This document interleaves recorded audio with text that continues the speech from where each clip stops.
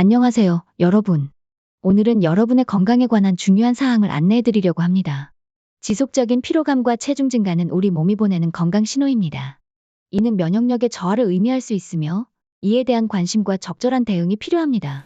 저희 연구소에서는 이러한 증상들을 근본적으로 해결하기 위한 다양한 방법을 연구하고 있습니다. 우리가 먹는 식사를 통해 몸의 해독을 도와 건강을 유지하는 방법, 올바른 식사법에 대한 지식을 제공하고 있습니다. 또한 만성 변비와 같은 장기적인 건강 문제를 가진 분들에게 희망을 주는 상담과 해결책을 제공합니다. 유전자 질환으로 인한 특수한 식사 요구를 가진 분들에 대한 상담도 계속해서 요청받고 있습니다. 이러한 특별한 상황에서 어떤 식사를 해야 하는지에 대한 정확한 정보와 지침을 제공하는 것이 매우 중요합니다. 저희 연구소는 여러분의 건강한 삶을 위해 항상 노력하고 있습니다. 여러분이 건강한 식사법과 생활 습관을 통해 면역력을 강화하고 건강한 삶을 영위할 수 있도록 도와드리겠습니다. 여러분의 건강 문제에 대해 궁금한 점이 있으시면 언제든지 저희 연구소에 상담을 요청해 주시길 바랍니다. 여러분의 건강과 행복이 저희의 최우선 목표입니다. 우리 몸의 면역력이 저하되는 원인을 살펴보면 몸속에 염증이 증가하고 있다는 사실을 알 수 있습니다. 이 염증은 우리 몸이 자신을 방어하기 위해 나타나는 반응 중 하나입니다. 우리가 흔히 생각하는 세균이나 바이러스 외에도 잘못된 식사와 음식 섭취로 인한 독소 증가가 염증을 유발할 수 있습니다. 따라서 피로감은 몸속의 염증 반응과 독소가 증가하고 있다는 신호로 볼 수 있습니다. 독소가 많이 쌓이고 염증이 있는 몸은 생존을 위해 우선적으로 반응해야 하기 때문에 지방 대사가 느려질 수밖에 없습니다.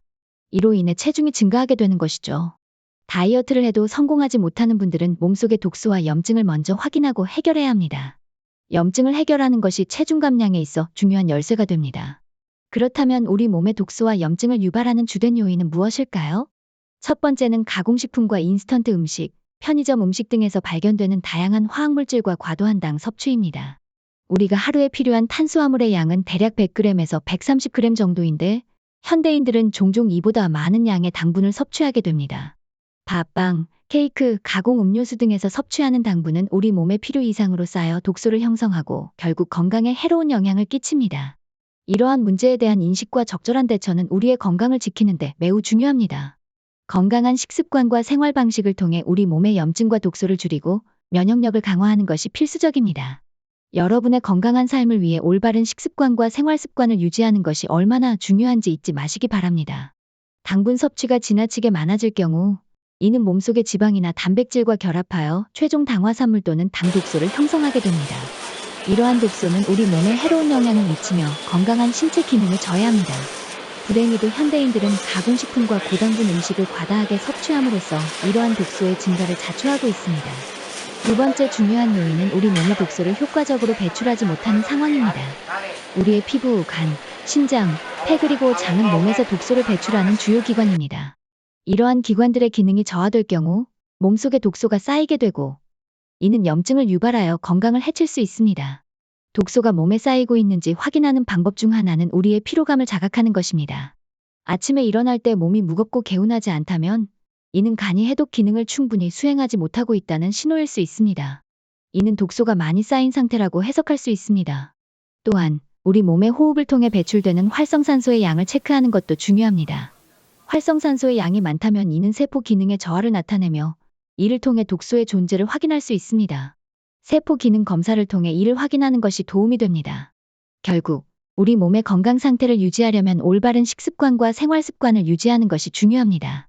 우리의 건강은 우리가 선택한 식사와 생활 방식에 크게 좌우되므로 건강을 위한 의식적인 노력이 필요합니다.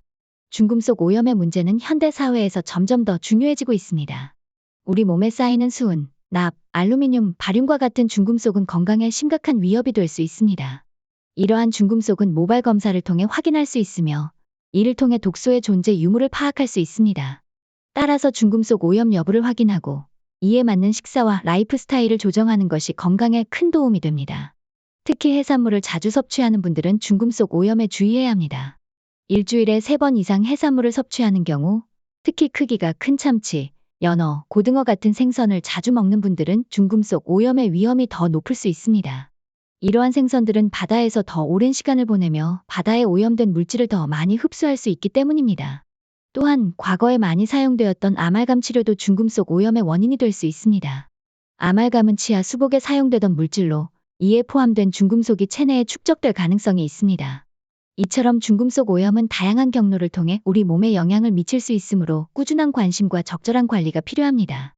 건강을 위해 중금속 오염에 대한 지속적인 관리와 예방이 중요하며, 이를 위한 첫걸음은 자신의 건강 상태를 정확히 파악하는 것입니다.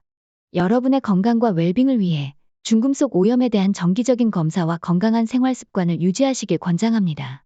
우리 일상에서 흔히 접하는 알루미늄 조리기구나 알루미늄 캔 음료수도 중금속 오염의 원인이 될 수 있습니다.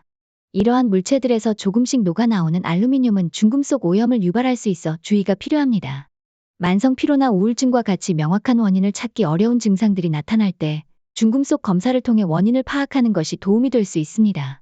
특히 해산물 중에서도 바다에 머무는 기간이 상대적으로 짧은 작은 생선들, 예를 들어 멸치나 전복 등은 중금속 오염의 위험이 낮다고 알려져 있습니다. 이러한 작은 생선들을 선택해 섭취하는 것이 보다 안전할 수 있습니다. 저 역시 과도한 해산물 섭취를 자제하고 일주일에 한두 번 정도 작은 생선을 섭취하는 것을 선호합니다. 중금속 오염이 확인되었을 경우 킬레이션 요법을 통해 중금속을 몸 밖으로 배출하는 치료법이 있습니다. 또한 다른 미네랄을 통한 중금속 해독 방법도 존재합니다. 이런 치료법은 전문가와 상담을 통해 결정하는 것이 중요합니다. 중금속 오염의 문제는 심각할 수 있으므로 이에 대한 적절한 대응이 필요하며 전문가의 도움을 받아 관리하는 것이 현명한 선택입니다.